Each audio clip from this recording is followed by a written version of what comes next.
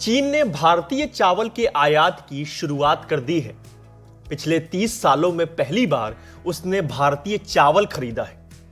ऐसा इसलिए क्योंकि चीन में चावल की सप्लाई कम हो गई है। साथ ही भारत से जो चावल चीन खरीद रहा है उस पर भारी डिस्काउंट भी मिल रहा है।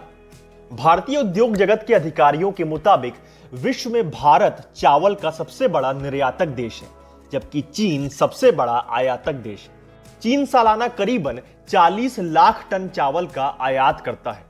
हालांकि वह पिछले कुछ सालों से भारत से चावल खरीदने से परहेज करता रहा है, क्योंकि वो लगातार भारतीय चावल की क्वालिटी को लेकर सवाल उठाता रहा है। चीन द्वारा भारत से चावल आयात करने पर आश्चर्य इस वजह से व्यक्त किया जा रहा है क्योंकि वर्तमान में भारत और चीन के बीच सब कुछ सही नहीं है। दोनों देशों के बीच सीमा युद्ध के बाद से राजनीतिक तनाव तो है ही, साथ ही भारत लगातार चीनी ऐप्स को प्रतिबंधित भी कर रहा है। पिछले हफ्ते ही भारत ने 43 चीनी ऐप्स पर प्रतिबंध लगा दिया था। अब तक 200 से ज्यादा ऐप्स पर प्रतिबंध लगाया गया है। राइस एक्सपोर्ट्स एसोसिएशन के प्रेसिडेंट बीवी कृष्णा राव ने कहा कि पहली बार चीन ने भारत से चावल खरीदना शुरू किया है। भारतीय फसल की क्वालिटी देखने के बाद अगले साल चीन और चावल का आयात भारत से कर सकता है। भारतीय कारोबारियों ने कहा कि दिसंबर से फरवरी के दौरान 1 लाख टन टुकड़े चावल का निर्यात करने का एग्रीमेंट किया गया है। यह एग्रीमेंट $300 प्रति टन के हिसाब से किया गया है। चीन के परंपरागत सप्लायर्स जैसे थाईलैंड, वियतनाम, म्यांमार और पाकिस्तान के पास चावल का निर्यात करने के लिए सीमित सरप्लस है। यही कारण है कि अब चीन को भारत का सहारा लेना पड़ रहा है।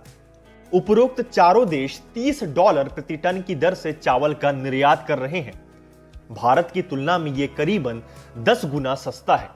हालांकि भारत की क्वालिटी की तुलना में उन चारों देशों के चावल की क्वालिटी बहुत ही खराब रहती है। यही कारण है कि चीन भारत को 10 गुना कीमत देने को तैयार है।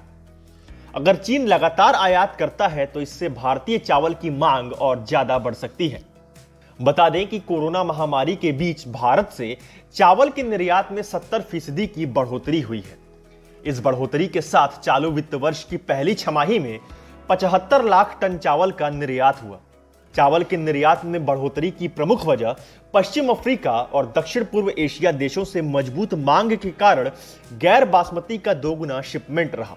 निर्यातकों का कहना है कि निर्यात का ये आंकड़ा और भी अधिक होता अगर माल की आवाजाही बाधित नहीं होती। इस वित्त वर्ष में चावल के निर्यात में 60% की बढ़ोतरी यानी 1.55 करोड़ चावल के निर्यात का अनुमान है।